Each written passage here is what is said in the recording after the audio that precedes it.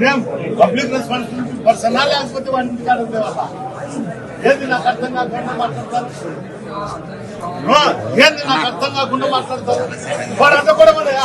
వాడు అడ్డపడతాడనే మీరు నాకు అడ్డపడతారు కదా. వాడి చేతులు అయితే అడ్డపడమను. నన్ను నిలబెట్టే శక్తి వానికి ఉంటే నేను కనుక పోగులు ఎత్తుకొని కాకుండా తూ నా కొడతాను. ఇప్పుడే పెట్టుకొని ఎత్తుకొని చేసుకున్నాను.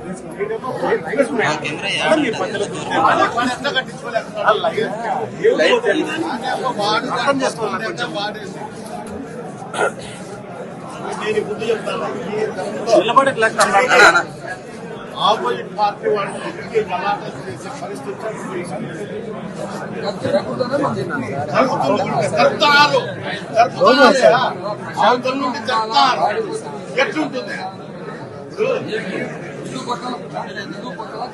ఎట్లా జరుగుతుంది? మేము కొట్టుకుంటే వాడు కొడతాడు. గుర్తించుకొని మీతోనే గుర్తించుకోవాలి. దర్శమాడి నువ్వు ప్రోగ్రాం చేస్తాడు, ప్రోగ్రాం చేస్తాడు. రామశ్రీడి మీరే చేస్తారు. అవతలని చెప్పచ్చు కదా. పద్దలు లేచ కొట్టి నా కొడుకులు మోటార్ సైకిల్లో తిరుగుతారు. భయం ఉందా? పోలీస్ అంటే భయం ఉందా? కొట్టించుకుని నా కొడుకులే మేము మెడిసెబ్బలు తినాలి. భయం ఉందాటి? భయం ఉందాటి? భయం ఉంటే ఈ పరిస్థితి వస్తుంది. ప్రతిరోజు ఎట్లుంటుంది?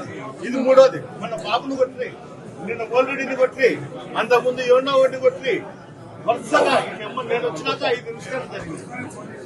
ఏమన్నంటే మీరే చెప్తాను, మీ వాళ్ళు మిసాలు దిగినాడంతా. ఏమన్నా ఆడింగల్ నా కొడుకులో మిసాలు తీసేసుకొని ఊరుకుంటుకొని చీరలు తెచ్చండి కట్టుకుంటారు.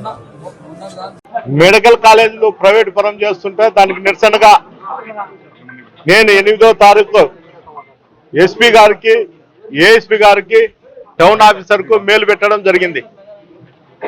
నేను 12వ తారీఖు ఇట్లా మా స్టేట్ ప్రోగ్రామ్ ఉంది, మెడికల్ కాలేజీ దానిపైన ప్రైవేట్ పరం చేయకూడదు అనే దానిపైన ఆ ప్రోగ్రామ్ కు నాకు తాడిపత్రిలో పర్మిషన్ ఇవ్వండి అని అడగడం జరిగింది. అందులో భాగంగా రాత్రి 10:30కు మీరు ఎనీ మండల్ ఎక్కడన్నా కానీ ప్రోగ్రామ్ చేసుకోవచ్చని స్టేషన్ ఆఫీసర్ అయినటువంటి సిఐ గారు నాకు మేలు పెట్టడం జరిగింది.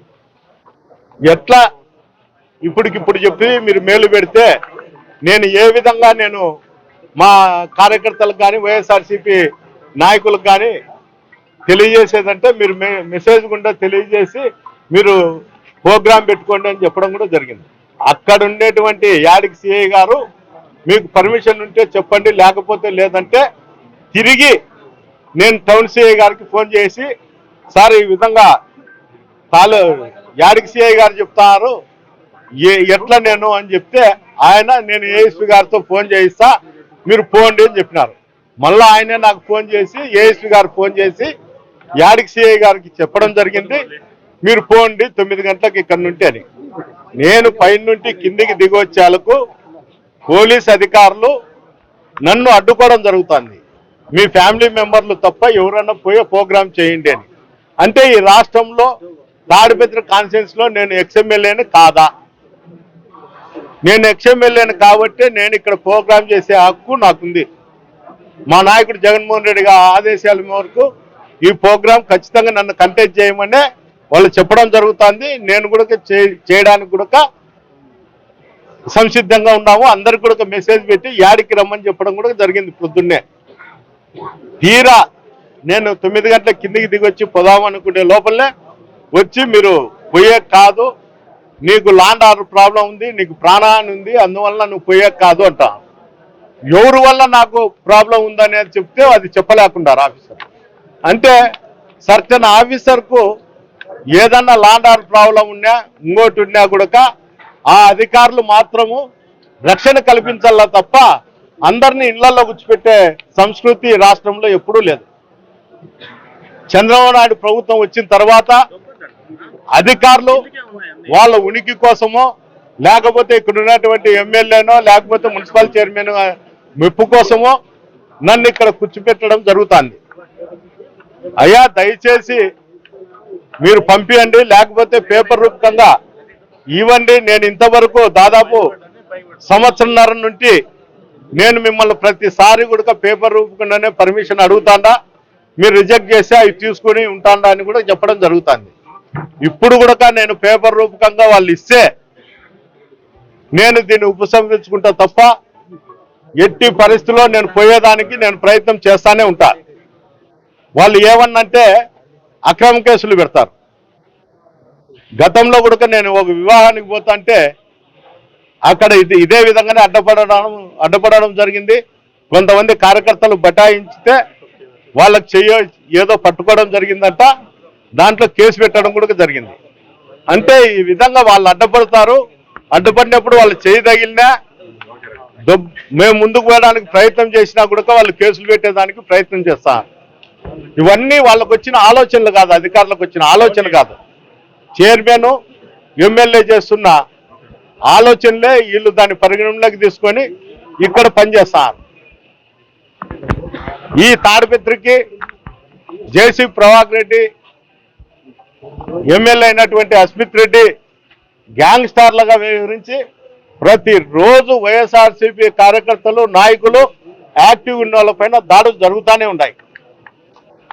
కనీసం హాస్పిటల్లో ఉన్నా కూడా కానిస్టేబుల్ వచ్చి చూసిపోతారు తప్ప కంప్లైంట్ తీసుకున్నాము హాస్పిటల్లోకి వచ్చని ఏమాత్రం ఆలోచన కూడా లేదు. పోయాల వాళ్ళు దెబ్బలు తగిలి స్టేషన్కు పోతే కౌంటర్ కేసులు పెడతారు. తన్నలు తినేది మేమే, కౌంటర్ కేసులు పెట్టించుకునేది మేమే. ఈరోజు వైఎస్ఆర్సీపీ కార్యకర్తలు తిరగలంటేనే చాలా ఇబ్బందికరమైన పరిస్థితి తాడిపత్రిలో కొనసాగుతుంది. ఈ విధంగా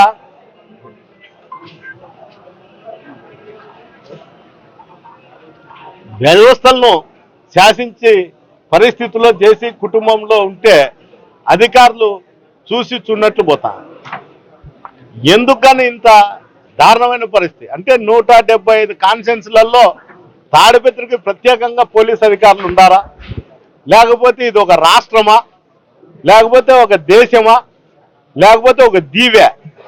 ఏదో ఒక దీవిలో నేను ఉన్నట్లు, ఆ దీవిని పాలించుతాను చెప్పి జేసీ కుటుంబం అనుకున్నట్లు ఇక్కడ ఉండేటువంటి అధికారులు కూడా ఆ దీవి సామ్రాజ్యం అంతా లాండ్ ఆర్డర్లు కానీ చట్టం కానీ జేసీ కుటుంబం నుండి వస్తుంది. మేము దానికి ఆలోచన చేసే మేము ఇక్కడ ఉద్యోగాలు చేస్తామనే ఆలోచనకు వచ్చి ఈ విధంగా చేస్తారా?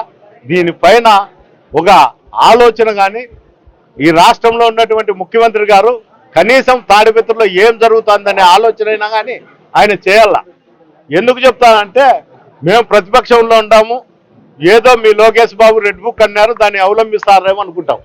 కానీ ఇక్కడ తెలుగుదేశం కార్యకర్తలకు కూడా వాళ్ళు చెప్పిన మాట వినకపోతే ఇదే పరిస్థితి కొనసాగుతుంది. నీకు సంబంధించినటువంటి సామాజిక వర్గాన్ని నీచంగా అసలుకు అతను ఏ విధంగా చూస్తున్నాడో అది ఎవరికి అర్థం కాదు. మీ సామాజిక వర్గానికి తాడిపత్రిలో కనుక్కోండి ఏం జరుగుతుంది, ఏం కథ, ఏమని. దీంట్లో 10% అయినా కానీ జేసీ కుటుంబం మీద మంచి